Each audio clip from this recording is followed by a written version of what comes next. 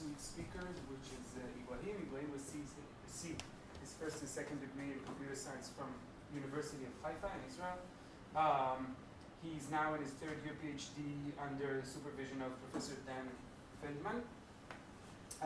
He worked in full estimation and 3D reconstruction, which we just discussed, but this is not the subject of this talk. This talk focuses more on machine learning problems. In this context, he developed a novel solution for approximation algorithms and data reconstruction schemes, which we will hear about partially today. So, thank you. Thank you for the introduction, for the invitation. So I'm a PhD student under the supervision of Professor Dan Feldman. I also collaborate with Professor Ron Kimmel from the Technion. I'm in my last, I think, month in my PhD. In our lab, our robotics and big data lab at the University of Haifa, we do mostly two things. We do compression, not in the classic sense. We do compression, as I will show today, in the sense that we want to compress data and run existing algorithms on the compressed data. Not in the sense that we want to decompress the data. And work a lot with computer vision. Today I'm going to talk about the compression part and its applications for decision trees and applications in general. So I'll start with some motivation. I'll then give a toy example, some warm-up. I'll talk about corsets in general, about decision trees. I'll show that, unfortunately, there is no smart compression for decision trees in the general case, which motivates adding some assumption on the input, after which a corset does indeed exist for this problem. I'll present our work on this topic, which was accepted to NeurIPS last year and received the Spotlight Award. And lastly, if I have time, I will present additional applications for corsets. Feel free to stop me and ask questions during the talk. Let's talk a bit about big data. So how big is big data? So there's no threshold after which data becomes big. Big data is actually related to the constraints we have. For example, even 1 gigabyte of data may be considered big data if we're given some hardware constraints. For example, running some detection algorithm on weak IoT devices. So even small data can be considered big data. Or if we have limited time, we want to do some task, perform some tasks 60 times a second on some weak hardware. So again, small data may be considered big data. And lastly, when I say big data in the context of corsets, I'm also interested in talking about new computational models. So in classic computer science, the data is usually given in offline. So we can run some algorithm on this data, which I have in memory. But new computational models, we have to face new computational models. For example, the data arrives in batches in a streaming fashion. So every second I receive another chunk of data. How do I tackle this new model? This poses many new challenges. So the corset I'm going to propose today, or corsets in general, help us tackle all those problems simultaneously. So it helps us reduce computational time, memory, and tackle new computational models. In the common approach, how do we tackle this big data problem? We usually design faster algorithms or new algorithms that can handle the streaming model, or if the data can be deleted and, after we've seen it. So most people design just different algorithm depending on the constraints or depending on the data size.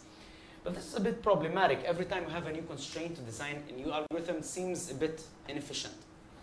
So what we propose, or the Corsets community propose, is to make the data smaller and prove that if we run the same exact inefficient algorithm on this compressed data, the output result will be approximately the same as running the same algorithm on the full data.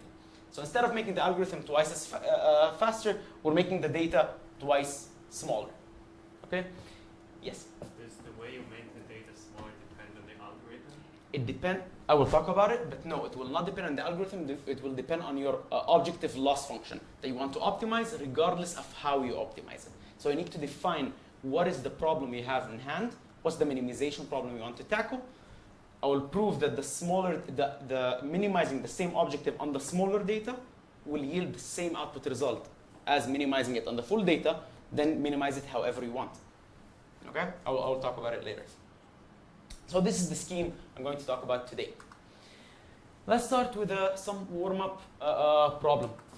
The input to this problem is a set of n points on a line in d-dimensional space. So it can be 10-dimensional space, but still my points are on a line in this high-dimensional space. You have all the time in the world to pre-process this data, such that after you finish pre-processing, I want you to be able to answer the following question very, very efficiently. Given another point in space, I need you to return the farthest point from this new query point Q. So again, you have all night to pre-process the data, build some data structure, so that tomorrow morning, given any new point in space, I want you to return the farthest point from Q in constant time, very efficiently. Any suggestions? You estimate the line, and then given a new point, you will project it to the line and choose one of the two extreme points. Okay, so what you're proposing in offline to estimate the line and store it? And the 2 points that are the two extremes. Exactly. So it's even, this is correct, but it's even simpler than that. We simply observe that no matter where Q is, the farthest point from Q is always one of the two edge points, right? No matter if Q is on this side of the line, this will be the farthest point. If Q is on this side, this is the farthest point from Q. It's always one of the two edge points. So do I need to keep those n-2 non-edge points in memory? I don't. So in offline, in linear time, I go over the points, delete all the n-2 non-edge points, and I keep in memory only the two edge points. Now, given any new point in space, I compute its distance from the two edge points and return the one with the largest distance. So it took me linear time to pre-process. Now I can answer a query in constant time. Now this is very simple. This is a very, very simple algorithm, simple problem.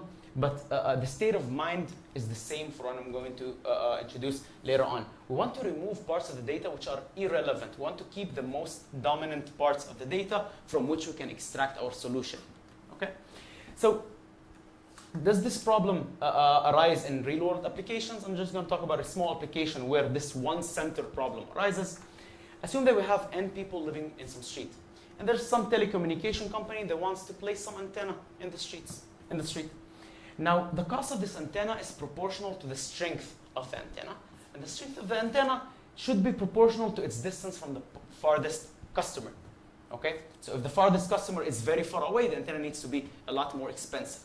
So the optimization problem this company needs to solve is find the location in space such that the farthest person from this location, from the antenna, is as close as possible to minimize the maximum distance from this antenna. So the solution in this case is very simple. Place it in the middle between the two edge people. This is how we minimize the farthest distance from this antenna. So this is very, very simple. I do not need to compress the data. In linear time, I can find the two people the farthest from each other and take the middle point. But what if I have some constraints? So I can't place the antenna in the middle of the street. There are some set of constraints in which where I can place the antenna. I cannot place it here. I can place it only in those green regions. So now I don't have a very simple solution to where this antenna should be placed. The company, this telecommunication company, does have some black box algorithm, a very sophisticated algorithm that can find the optimal location for this antenna given those constraints. This algorithm might be a brute force algorithm or an algorithm which runs in polynomial time, not a linear time algorithm. It takes a lot of time. I can either run it on those set of m people. It will take polynomial time.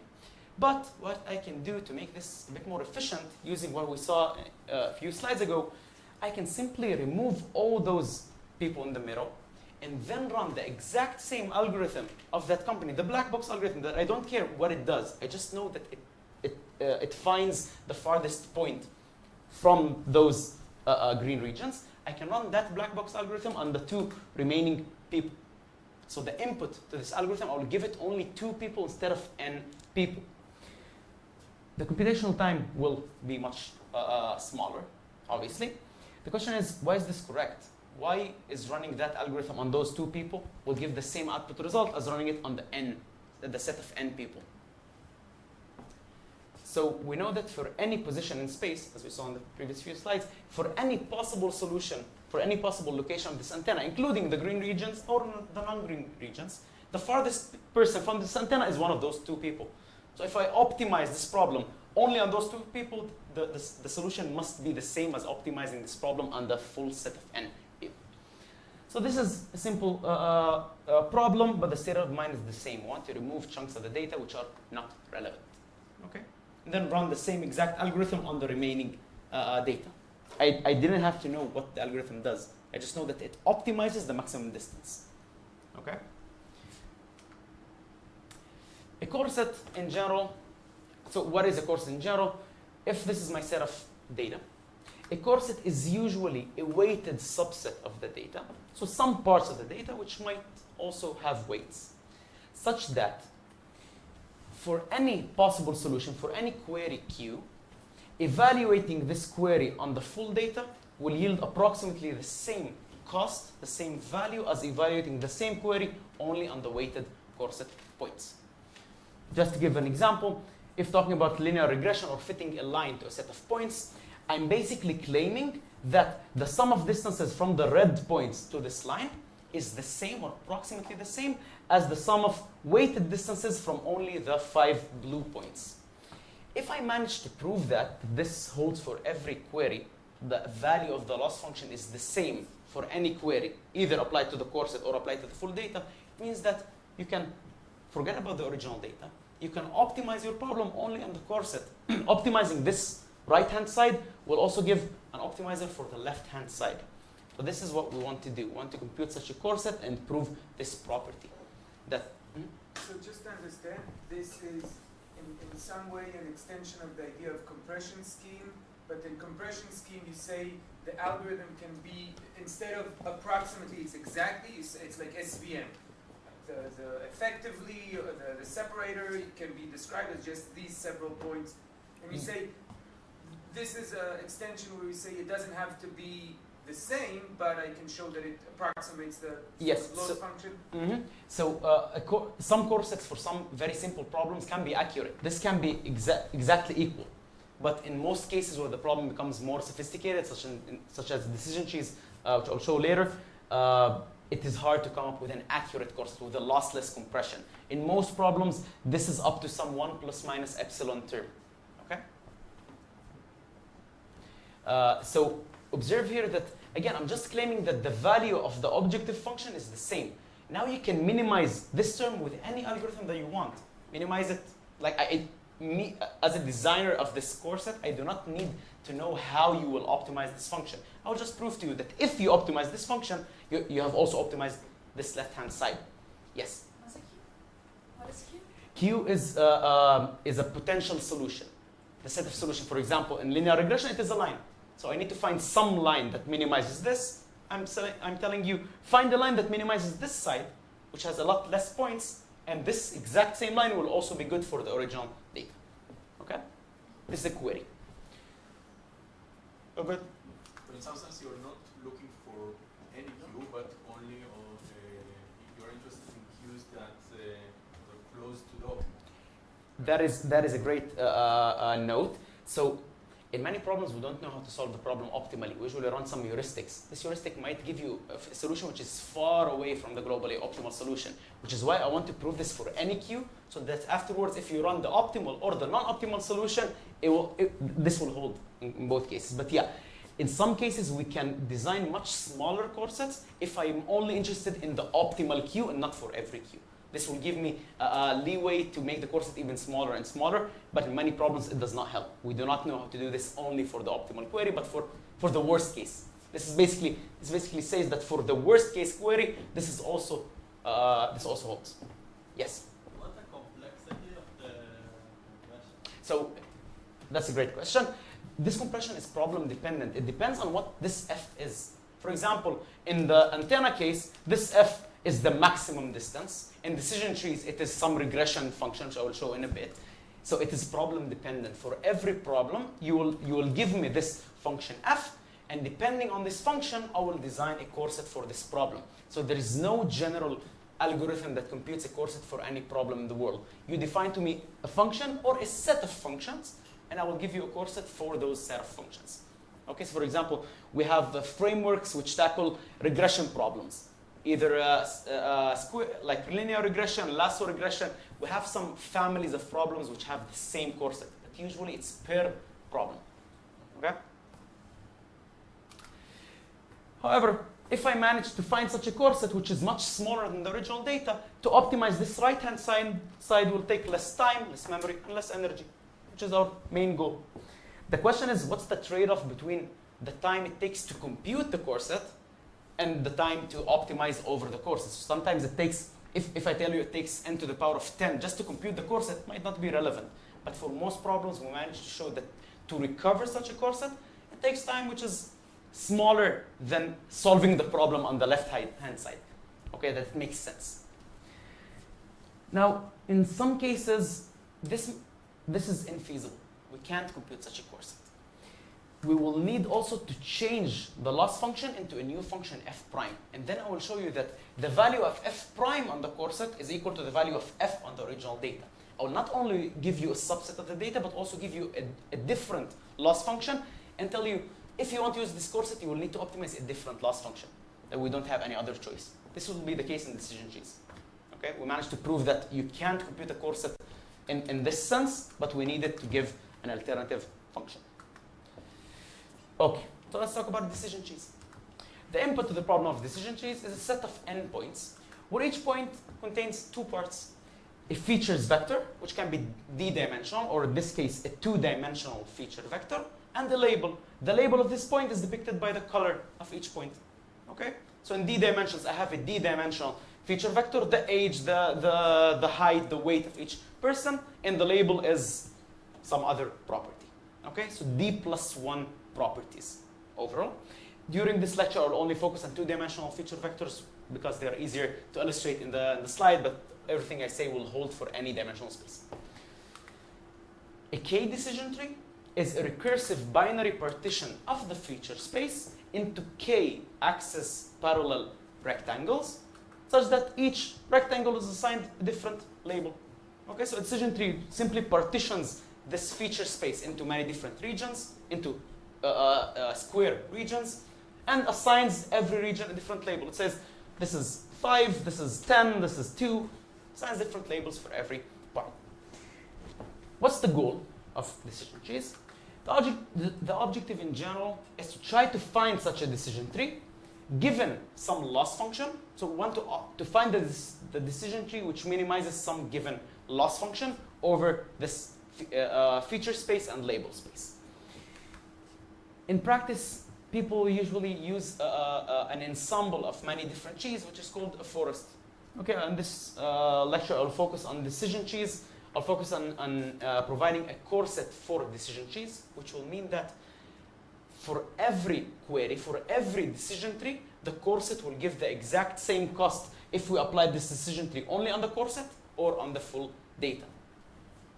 So again, the goal of this decision tree is to try to find such partition of the space, along with labels for every part, such that some loss function is minimized. I'll show the loss function in a minute. Okay? Why do people use decision trees in general? First of all, their interpretability. They're among the most interpretable machine learning algorithms today. This axis parallel binary partition has some meaning. It is easy to interpret as compared, for example, to neural networks. It usually requires small memory space to store. I just need to store those partitions. And usually the inference time given a new data set is very, very fast. It's usually very accurate, even compared to neural networks. And we can compute a decision tree given even a small training set. We do not need a lot of data to compute a decision tree. Well, this is why people still use decision trees. However, to compute the optimal decision tree or any good decision tree given some training set poses a few different challenges. First of all, suboptimality. Apparently, computing the optimal decision tree is NP hard.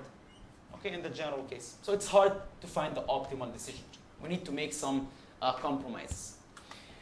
Due to this suboptimality, due to those compromises, usually people run some heuristics in practice. Those heuristics need a lot of different runs in order to come up with a good solution, or many different hyperparameters need to be tuned for this heuristic to run to give a good output result. Which is why the running time of obtaining a good decision tree is usually very large, even on moderate-sized datasets. Yes. What defines defines a good tree? I will, in the next slide, I will give the cost function, which we will talk about. Okay? So it takes a lot of time in practice to compute such decision trees. And lastly, if we want to tackle the new data models, for example, if the data is not given in advance, I only get parts of the data. So for example, I'm not given the full data at once. First of all, I see this part of the data, then somebody gives me this part, then somebody gives me this part. And I want to tackle this problem. I want to be able to compute a decision tree for the data which arrives slowly over time without pre-computing it every single time. Okay, so this is the problem of streaming data. I want to be able to compute this in parallel, so we don't know how to tackle this using existing algorithms. What I'm going to show you today is why Corsets will help tackle those three problems simultaneously. So let's talk a bit more formally. My input to the problem is a data set D consisting of n points, where each of those points has two parts, the feature vector and the label. Okay? For simplicity, the feature vector is two-dimensional and the label is simply any number, any real number. A decision tree, a query in this case, a possible solution that I'm looking for, is simply represented by a function that maps every point in my feature space to a label, to a color, basically. Okay, this is a function that I'm trying to find. And the objective value, the objective function, the minimization problem that I want to solve is to minimize the total label variance. What does this mean? I want to find some partitioning of the space along with a label for every block in this partition, such that the sum of squared differences between the labels of the original dataset and the labels assigned to each point by the decision tree is as small as possible. So if I go back to some example here, so if you take a look, here, for example, I want to find such a partitioning of the space along with numbers for each of the 4 blocks, such that the differences between this label, this red label, and the label given by the decision tree, the sum of those differences between the labels is as small as possible. In other words, I want to approximate the labels of the original data by the labels given by the decision tree. Okay? In other words, I want to replace all those by a red color, by a single red color, all those by a single blue color, all those by a yellow color, and so on. Do you have a limit on the number of partitions? K. The final number of blocks is K. This is a problem of K decision trees. This is how we define it, at least in the paper. You can find many different definitions for decision trees. Some people define it by the depth of the tree. For example, if the depth is K, then the number of partitions is 2 to the power of K. It depends. In our problem, we defined K to be 4 in this example, and this is what we are given as input. The label is continuous? It can be continuous, yes. It's any real number. Okay, so the optimization problem is to minimize the sum of square differences between the actual labels from the dataset and the labels given by the decision tree to those points. Is the cost function okay? Now, to define a corset. A corset, I'm not going to define it mathematically. In the most simplest form, a corset is a pair, C and U, where C is a subset of the input and U is a set of weights. So it's a weighted subset of the input. I pick some parts of the input and give them an additional weight. So it is a pair such that for every given decision tree, for every possible partitioning of the space, using this corset only, without looking at the original data, I can evaluate this loss up to a multiplicative factor of 1 plus minus epsilon. So again, a corset is some subset of the input that can help me evaluate this loss without looking at the original data, by only looking at the corset points. So for example, if the corset has 10 points, so it needs to guarantee that I can evaluate this loss, which has n terms, using only the 10 corset points. I'm not allowed to look at the n points, but rather only on the corset points. Okay, so you can think about it as a smart data structure that you give it a decision tree and it outputs a good approximation for this value. Okay, so given the full data, I would have just iterated over this sum and computed the value, but I don't want to do this. This is very costly. I want to do this using my sophisticated data structure. Okay? Yes. In the definition, C does not have to be a subset of D. do you really consider this case, or is it It's in general it does not have to be. In many papers, the corset is not a subset. In this case, it is a subset. And then it's so being a subset or not subset of the data, in some problems it's more important than the other. For example, if your input is sparse, you want your corset also to be sparse and not some linear combination which is not sparse, for example. So in some cases it's important. In this case, it was not that important to be a subset, but it's always preferable. You have the same distribution, the same meaning for every point. Okay? Questions about the corset definition? Okay. So unfortunately, we can prove that there is no corset for the problem of computing a decision tree in the general case. What do I mean by that? I'm going to give you an example of an input data set, even a one-dimensional feature vector, not very complex, such that removing any one of those endpoints will result in a bad approximation for our loss function. So I'm going to show you that if you remove any of the endpoints, if you give me a corset of size n-1, this corset is going to be bad. So let's take a look at this data set. I have endpoints laying on a line, and the label for every point is red. Now assume that my corset is the same data without this point, P6. You could have chosen any different point and removed it. Okay, so the corset is the same data set without one point.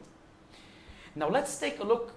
Now how do I show you that this is bad? I need to show you some decision tree for which the value on the original data set and the value on the corset are very, very different. This is an example of such decision tree. A decision tree which partitions this axis into 3 parts. It assigns a red color for this and this part, and a blue color for P6.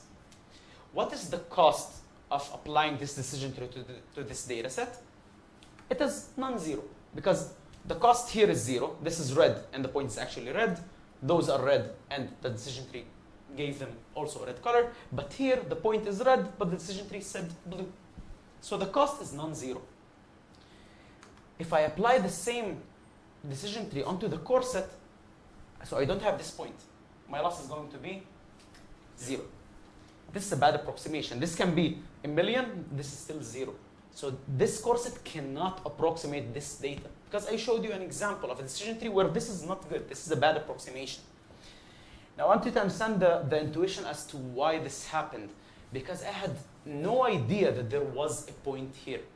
Okay? If there was a way for me to know that there were 10 points here that were removed, I could have compensated for them. But there's no way to know that for a general data set. Which is why we needed to add some assumption on the input, or we had no corset. So the assumption we're going to add is a very restrictive assumption. This is the only assumption we managed to prove that it works in theory. The assumption is that my input is a signal, which means that the feature space is discrete, and my input data set D covers the entire discrete space. I'll show you an example.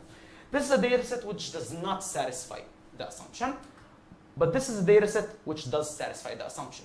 I'm going to assume that my feature space is discrete, is not continuous, and my input set covers every single point in this domain. This is a very restrictive or relatively restrictive assumption.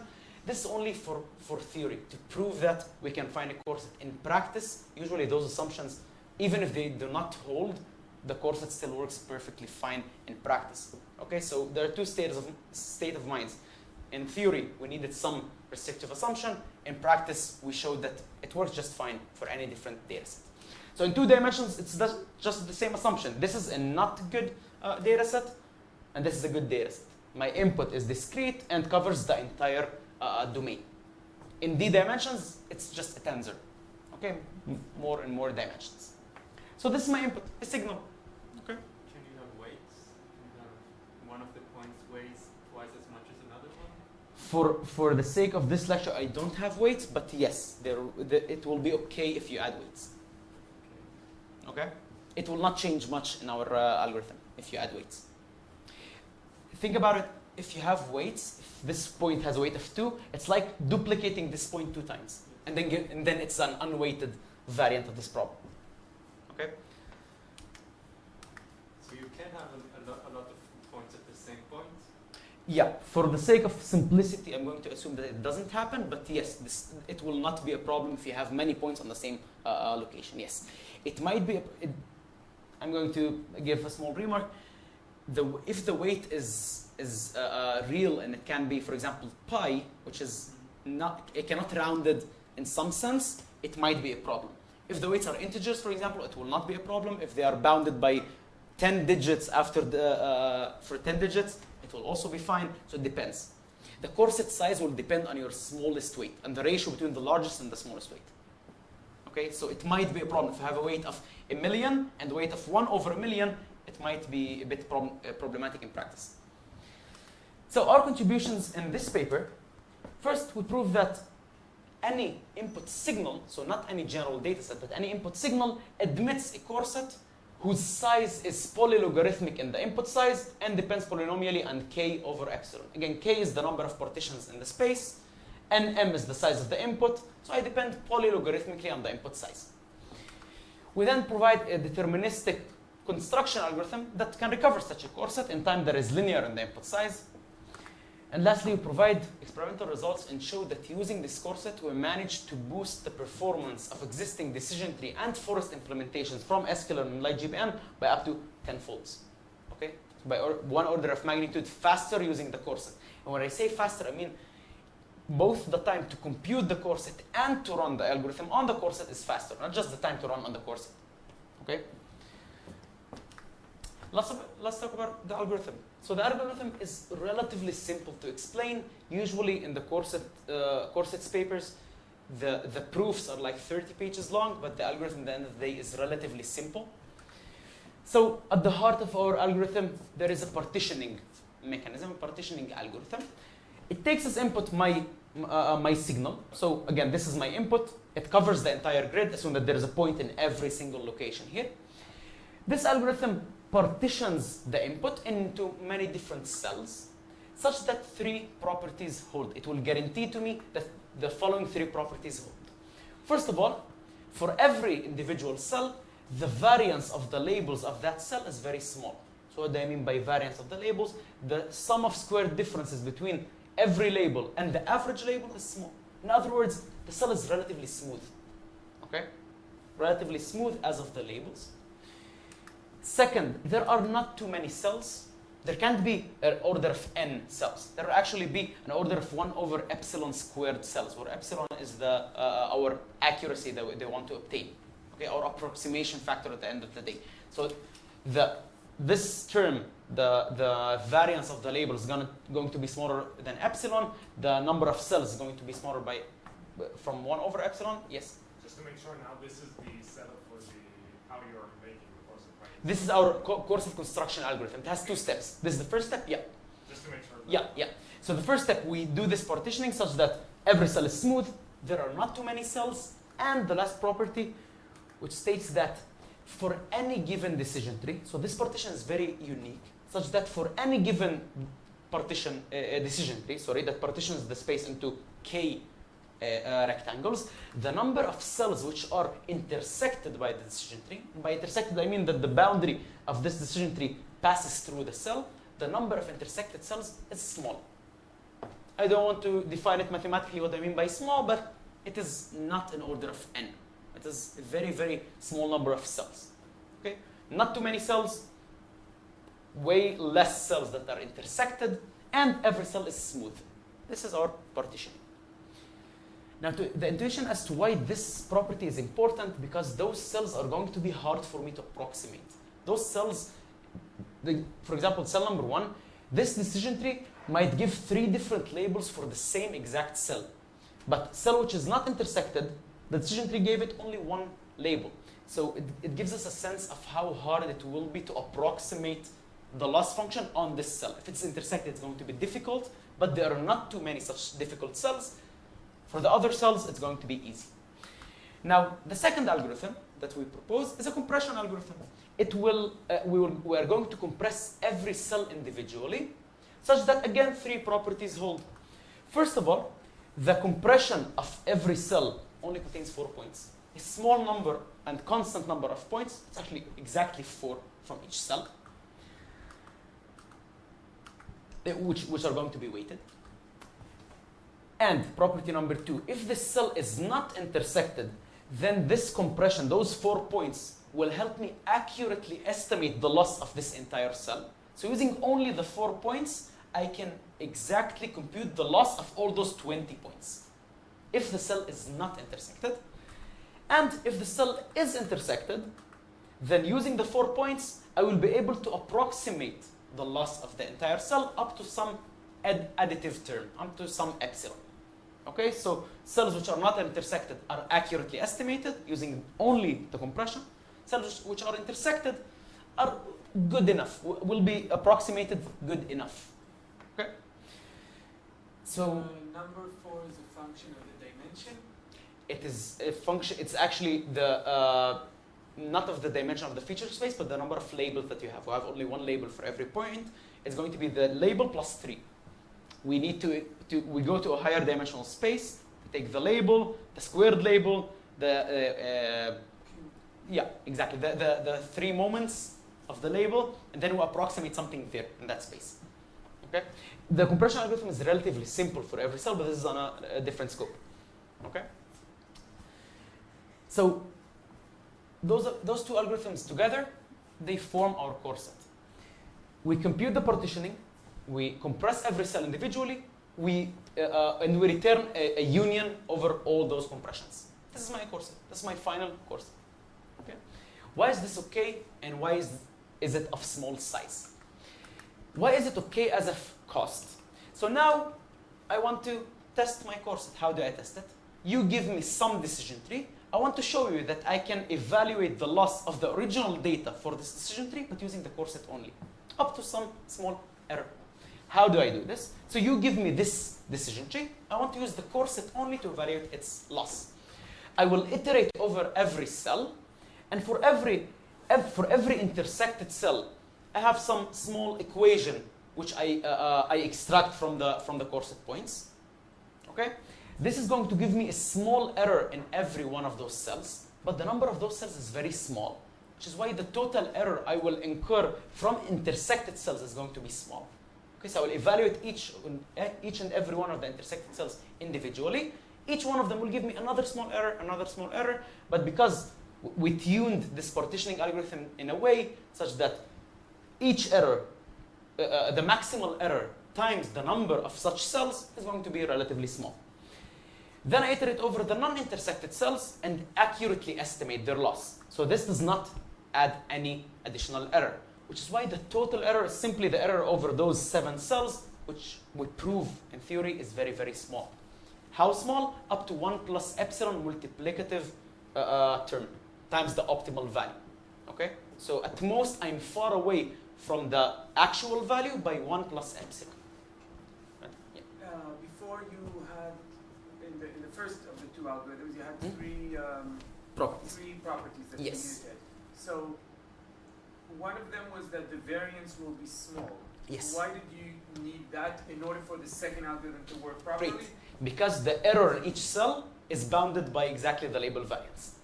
The error each of those 7 cells is going to add to my computation is exactly the label variance. I will be able to approximate each one of those cells up to the label variance of that cell. That's the best I can do.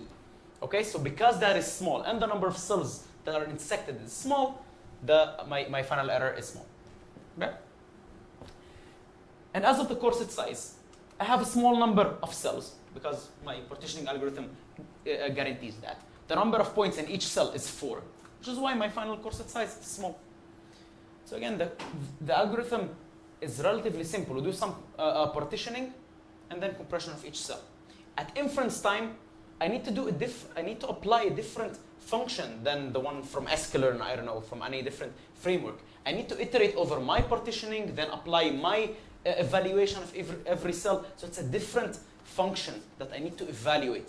But at the end of the day, I will prove to you that evaluating my new function on the Corset will give you almost the same result as applying the vanilla decision tree function on the original data, but in much faster time. Okay? Yes? What happens if there is a region that is divided into 5 and there is a region with no... That's a great question. So again, it doesn't matter to how many parts each cell is partitioned. We'll prove that using the Corset. I'm going to give you an approximation which is bounded at the worst case by the label variance of that cell, even if the cell is intersecting into a million parts. So observe that there's a trade-off. If there are many cells which are intersected, it means that there are not many cells which are intersected into many parts. Okay? If there's one cell intersecting into many parts, it means that there are not many other cells intersected into that many parts. Okay? So using that information, I'm able to bound the total error that I incur. Okay? So it's a great remark. So this is my final algorithm. Now again, this is those guarantees and assumption are mostly theoretical. In practice, and this algorithm takes some time to run in practice. This theoretically guaranteed algorithm. In practice, again, it's a different state of mind. To do the partitioning, I might do some other heuristic which does some similar partitioning.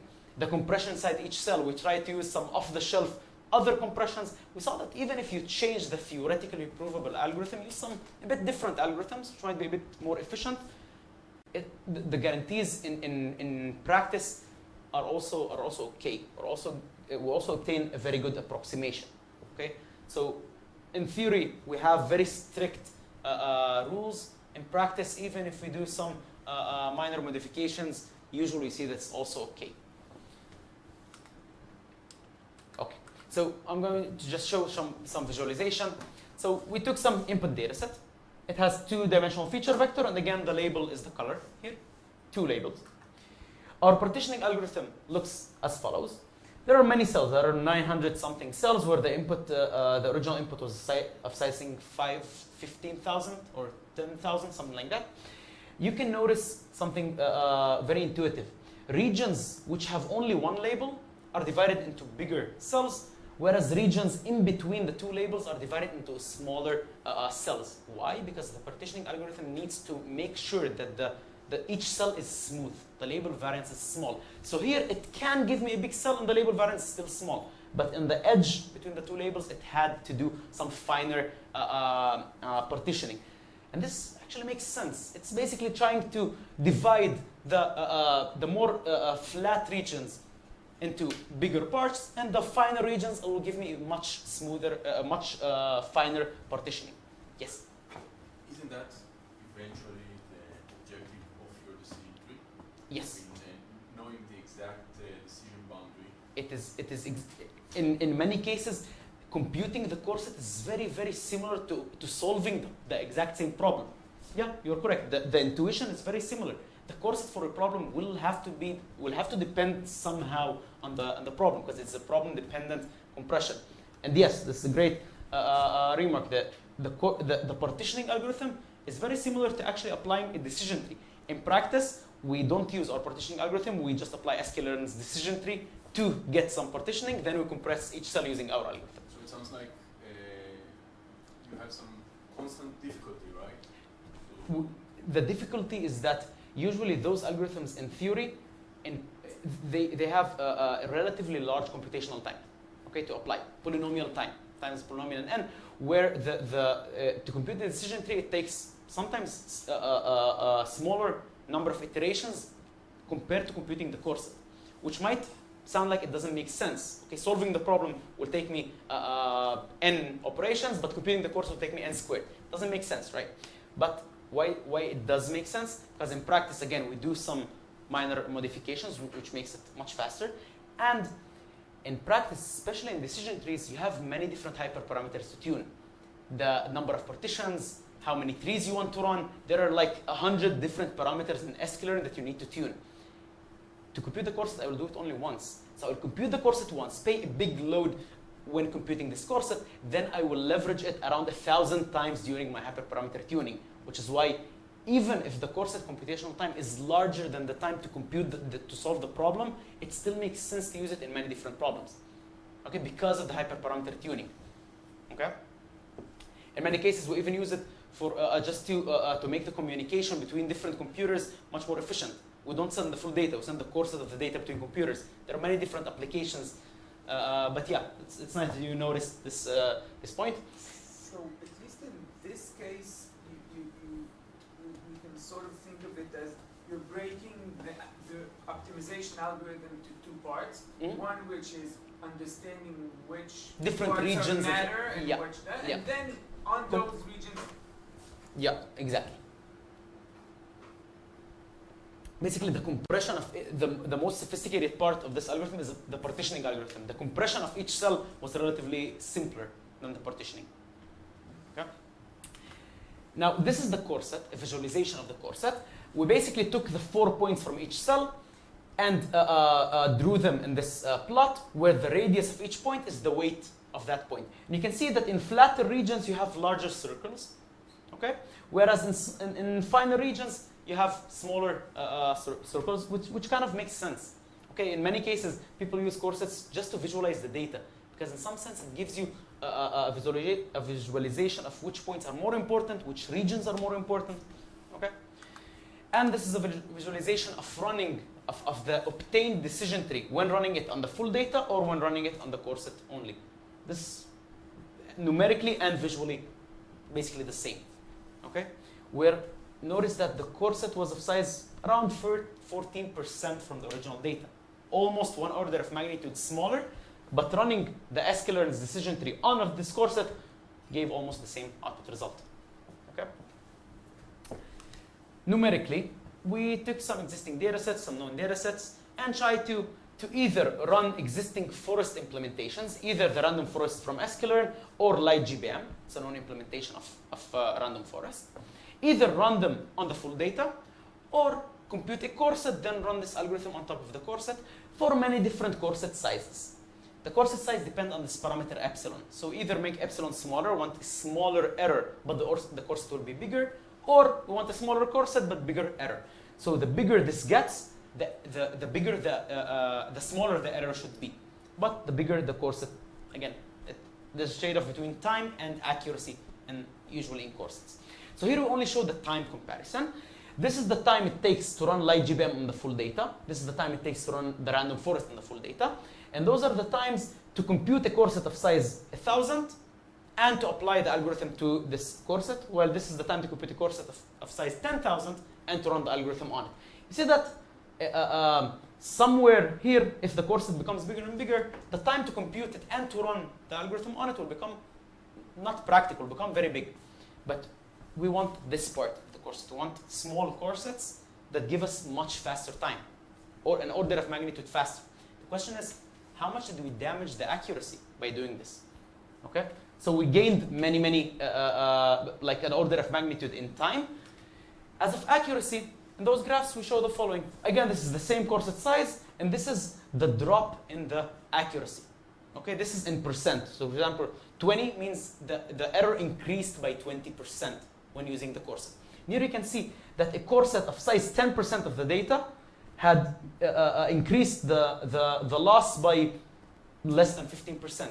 A corset of 1% of the data increased the loss by 23%. So again, we compressed the data into 1% of the data using our smart corset, and the error only increased by 20%. Okay, so you have a trade-off here. Using those graphs, you can tune. If you have some strict restrictions on the accuracy, you want only 10% increase in error, this gives you what is the corset size you will need to use to obtain this upper bound on the accuracy. Yes? Just as a reference, you maybe have like the numbers. If I just do naive subsampling of the data, how would the error should go here? Just so I have a reference. The orange is random sampling. Oh, This is the okay. corset. Okay. Okay. So you can see that it is almost twice as the error is twice as large using random sample. But this is the general case. If you can be able to find specific instances where the random sample give 100 times worse error. In the average case, it was twice as larger. Okay, but you might, if you want a provable guarantee, you will need to use the Corsets so that you won't fall in some cases. Yeah, I just want Yeah. a reference. Yeah. In most cases, we either compare to random sample or to other compression schemes. We have more graphs in the paper that compare to other compression schemes as well. But the random sample is usually what most people will apply in practice, which is why it's most interesting here. So in this result, we first showed that there is no corset in general case for decision trees. Okay, we showed examples where we cannot compress the data, which is why we added an assumption to the input that the input is basically a signal or a tensor, and then we showed that the corset does indeed exist, and its size is polylogarithmic and the input size relatively small. We provided a deterministic construction algorithm that can recover such a corset in linear time, and we showed that in practice we can boost existing forest implementations using this corset up to 10 folds. Okay, so the algorithms we run in those experiments were to try and tune the random forest, tune the parameters, and we gained this much error and boost in time. Questions?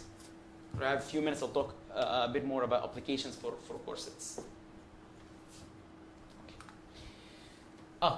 A downside in future work. This work. So first, we're trying to work now on a future work which, first of all, tries to relax the assumption that the input is a signal. We're trying to remove this assumption and see whether we have other things we can state about the input, or try to work with the average case, or try to work with data sets which are more likely. The example I showed you is very synthetic. Okay? Usually in practice, things are much better than the worst case theory we need to handle. We're trying to come up with corsets that do not need to alternate the cost function. In other words, applying the exact same escalar on the corset will produce the desired result. And to reduce running times by providing a randomized algorithm. So this was a deterministic algorithm. We're trying to come up with an alternative randomized one. Now I want to talk about how corsets in general, if you have a corset for a problem, it can help you tackle the streaming model. So for example, in decision trees, assume that I have a black box algorithm that computes a corset. Now I tell you that, okay, the data is not given in offline. It arrives in a streaming fashion. Every few seconds we get another batch. What's the simplest way to tackle this problem without a corset? It's simply to store all the data that I've seen so far in memory. Then when I need the result, I will just compute it on the fly on this data. However, this would take a lot of space. I would need to store all the data that I've seen so far. And when I need the result, I will need to apply this sophisticated algorithm on top of this huge data. What Corsets propose is to, instead of store the original data, we're going to store a corset of the data in memory. How will this work? So I'll wait until a sufficient number of batches have arrived. I will compress them and store only a corset of those batches in memory. Now I get 2 more batches. What can I do? I will append them to my corset in memory and compress again. Okay, so I have a corset of size 10. I receive 2 more. I have a data of size 12. I will compress again into again size 10. I got 2 more. I will append them to the corset and compress again. This basically leverages the merge property of corsets. If I have a corset for data set A, corset for data set B, the union of those corsets is a corset for the union of the data sets, which is why when I get new data, I can append it to the current corset and compress again. Basically, in each and every second, I have a corset stored in memory, which is relatively small. You want the result of the decision tree, you can compute it on the fly on the corset rather than on the full data. This both saves you time and space, okay? Which is, and I didn't need to assume anything. I just need a corset for the problem. Now, what's the downside of this? Why not just stop using the data from, you got to D, you made a corset. Okay. In what sense is the new data helping I have a you sensor. I have a sensor somewhere that's sending me constant What data. do you need to, do you have some accuracy guarantee that improves with that? You computed the first corset. The person is moving around. Your car is moving in the street. I have new GPS signals of where the car is. The data is changing. I have constant new arrival of data from sensor. Yeah, it's not the same data. I'm constantly receiving newer and newer data. Okay, this is the case in most problems nowadays in big data. When you have IoT sensors everywhere, you're constantly receiving more and more data. You can't just consider the data from last year. You always need to update your result based on the newly arrived data. And the merge property means that it also forgets the history in a sense. That's an even stronger because in an online thing, you need to start to forget. You can't wait. This is not good for forgetting. You can do something a bit more sophisticated to be able to, for example, if I want to delete this C, I can do it if I do a bit something a bit different. This is only when new data arrives that I do not want to delete past data. Sometimes you're diluting the old data, so if you give it at each time a smaller weight, Yeah. So that's the question, but So what for is the probability of the corset? Right? If it was not corset, if it's you solve it fully, so I can do whatever I want. But once if I you have a corset of A, B, C, D, so I Mhm. don't have C, so how do I? So, but you're saying there's a way. So this is just when I know that only new data will arrive. I don't want to delete past data. What you said is very good suggestion, but it will force me to weight differently many different parts. I'm not sure how to weight them exactly, and I'm talking about dynamic data, which means that I want to delete B. I don't want it to come into play at all. I can do that with Corsets. It will I will need a bit more complex structure than what I did here. But again, there's a very big downside to this thing. It's not a magic solution. The error will explode. Every time I compress, I get an additional error. I compressed again, get another error. Pressed again. The error increases linearly with the number of batches. Okay? So the error will explode. I can mitigate this a bit. Any suggestions?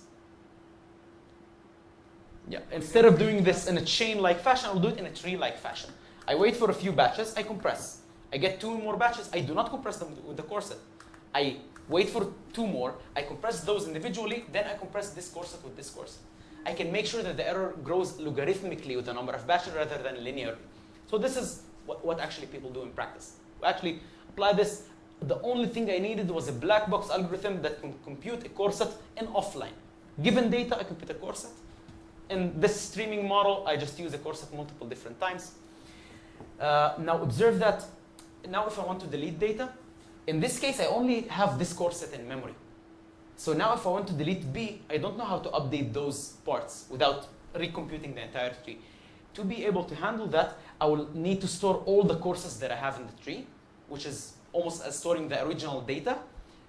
Okay, then if you deleted B, I will update all the tree from this node up till the root. I will update all the corsets, logarithmic number of updates. Okay, so the memory is still proportional to the original data size. But if I want to compute the decision tree, I will compute it only in the root corset. Okay, so it's still good, but as of memory, it's just like storing the original data. Okay. This is one application of Corsets. Additional applications that I did not need to know how sklearn computes its decision tree or the classified algorithm by some company. I just need to prove that this corset filters the data well. In some sense, I do not need to have access to the data itself. I have a black box that receives data and outputs a subset of the data. I can provide this to the company. I do not need to know the data set. I do not need to train on their data set. I just prove that my algorithm works. I give them this filter. They apply it at the input of their algorithm. So I do not need to know neither their algorithm nor their data. Corsets I reuse for outlier detection because again, a corset identifies the important parts in the data. Outliers in the data will usually be dominant as of the loss function, which is why they will usually be picked for the corset. In many papers, people apply a corset, then they delete all the corset points from the original data and they claim that this is a clean data now. It's used for visualization, for hyperparameter tuning, as I showed in the decision tree, and for faster communication times. Instead of sending the full data set, I send the corset. Okay? So thank you for listening. We have our full open source code online if you want to check it out. And thank you.